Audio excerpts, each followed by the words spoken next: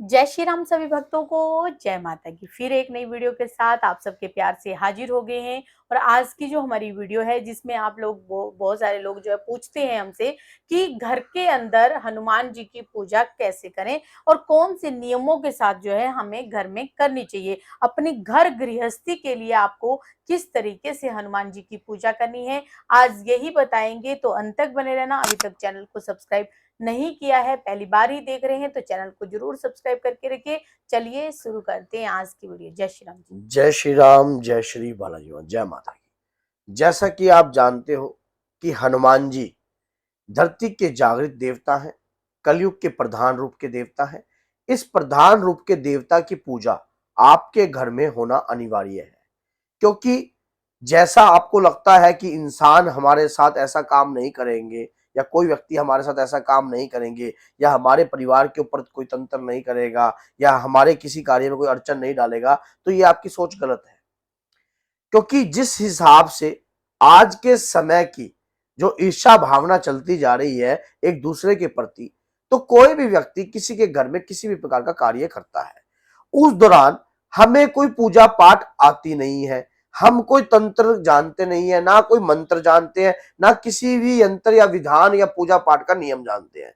तो हम उन सब चीजों से बचने के लिए अपने घर में उस देवता की शक्ति को किस प्रकार से जागृत कर सकते हैं और कैसे उनकी डेली पूजा कर सकते हैं ताकि हमारा बचाव रहे, हमारे परिवार की रक्षा रहे। देखिए, पूजा तो हम करते हैं, अगर कुछ पूजा के अंदर कुछ नियम बनाकर किए जाएं तो वो पूजा कई गुना फलदायक हो जाती है। जैसे कि आप हनुमान जी की पूजा अपने घर में कर रहे हो, अब कईयों ने इस प्रकार की मनगढ़ंत कारियां बना रखी है कि लेडीज हनुमान जी की पूजा नहीं कर सकती। मान लो, क्या लेडीज को संकट नहीं पकड़ता? क्या लेडीज को संकट नहीं पकड़ता? क्या हनुमान दादा लेडीज के ऊपर आशीर्वाद नहीं करते और क्या? इस विषय पे मैं बोलना चाहूंगी कि मैं भी खुद हनुमान जी की पूजा करती हूँ, तो आप भी कर सकते हैं, ऐसा कहीं नहीं लिखा हुआ है। हनुमान जी की कृपा लेडीज पर भी उतनी है और जेंट्स पर भी उतनी है। हनुमान जी जो जो कोई भी ये पाठ करे, जो भी मान लो, जो जिसमें कोई भी बड़ा हो, बूढ़ा हो, हाँ बच्चा बूढ़ा हो, हो, कोई लड़की भी हो, हनुमान जी का पाठ करे। स्वयं हनुमान जी समय इस बात का जिक्र है। समझ गए? तो सबसे बड़ी बात, हमें नियम के साथ कैसे पूजा करनी है, क्या क्या नियम है। हमें जब भी हनुमान जी की पूजा करनी है, आपको एक निश्चित समय जो है आपको देना है। जो भी निश्चित समय दे सकते हो आप। मान लीजिए आप 8 बजे से लेकर 9 बजे करना चाहते हो, या 9 से 10 बजे करना चाहते हो, या सुबह 6 से 7 करना चाहते हो। जो भी आप पूजा करना चाहते हो उसमें एक निश्चित समय आपका बंधा हुआ होना चाहिए।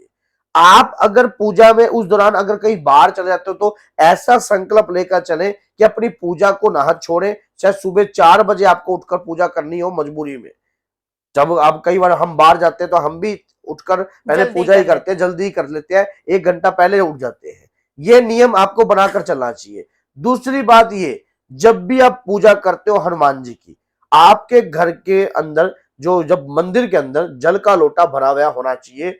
उस पूजा के दौरान जब आप हनुमान जी की कोई भी पूजा करते हो, हनुमान चालीसा का अगर नित्य पाठ कर रहे हो, या कोई मंत्र की माला का कर रहे हो, या हनुमान रुद्र मंत्र की माला का जाप कर रहे हो, या रामायण का पाठ कर रहे हो, तो जल का लोटा आपका भरा हुआ होना अनिवार्य है। क्यों है?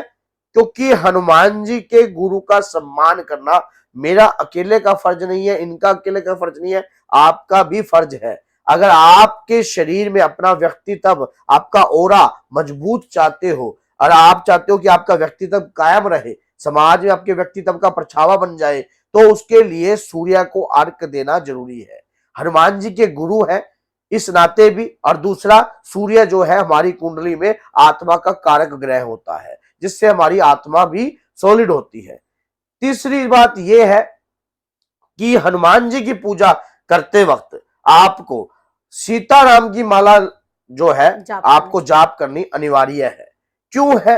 क्योंकि हनुमान जी स्वयं ये बात बोलते हैं कि मैं कोई देवता नहीं हूं, मैं तो दास हूं, प्रभु श्री राम का दास, और मेरा बल मेरा नहीं है, प्रभु राम का है। तो अब मेरी पूजा मेरी नहीं है, प्रभु राम की है। मैं राम काज सवारने के लिए ही धरती पर हूं, राम नाम की लिए ही मैं धरती पर हूं। तो हनुमान जी जब इस कार्य को निभा रहे हैं पूर्ण रूप से, तो हमारी भी ये फर्ज बनता है कि एक सीताराम की माला का जाप जो है हम अपने जीवन में नित्य लगाएं। माला कोई भी पूजा पाठ करते हो आप, रुद्राक्ष की माला ले सकते हो, मूंगे की माला ले सकते हो, कोई भी, या कोई माला भी नहीं है तो ओम सीताराम ओम सीताराम ओम सीताराम इस प्रकार से भी आप कर सकते हो। भोग प्रक्रिया अगर आप डेली लगाना चाहते हो, ये आपके भाव की है। मैं आपको बताता हूँ, एक डब्बे के अंदर थोड़ा सा चना रखिए भुना हुआ, और एक डब्बे में छोटा सा गुड़ रखिए। डेली थोड़ा सा चना और गुड़ का भोग हनुमान दादा को लगा सकते हो डेली। उसके बाद वही गुड़ चना प्रसाद के रूप में खुद ग्रहण कर सकते हो और अपने काम पर जा सकते हो।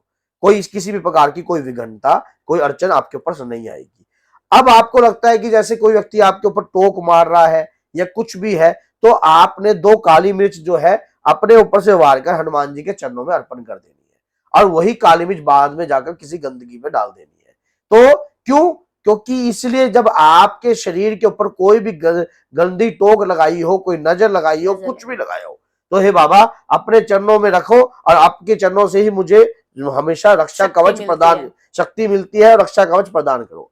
अब मंगल और शनि, अगर आप मंदिर में नहीं जाते हो या मंदिर में जाने का आपका विधान नहीं है, तो आप घर में देखो, घर में मूर्ति कैसी लेनी चाहिए या कोई ड्रेस कौन सी कैसी लेनी है, ये चीज मैं नहीं बता रहा, मैं सिर्फ विधि विधान बता रहा हूं कि कैसे पूजा करनी है। चुटकी भर सिंदूर आपके अपने ऊपर से वार कर भी बाबा के चरणों में अर्पण कर सकते हो। चुटकी भर थोड़ा सा ले लो, लेकिन जब अर्पण करना है तो इस उंगली से करना है। इतना सा सिंदूर लेना है और अपने ऊपर से वार कर बाबा के श्री चरणों में एक चांदी की कटोरी रखकर उसके अंदर अर्पण कर देना है। बाद में उसका तिलक बना लीजिए, स्वयं उनका तिलक लगाकर आप काम पर निकल सकते हो।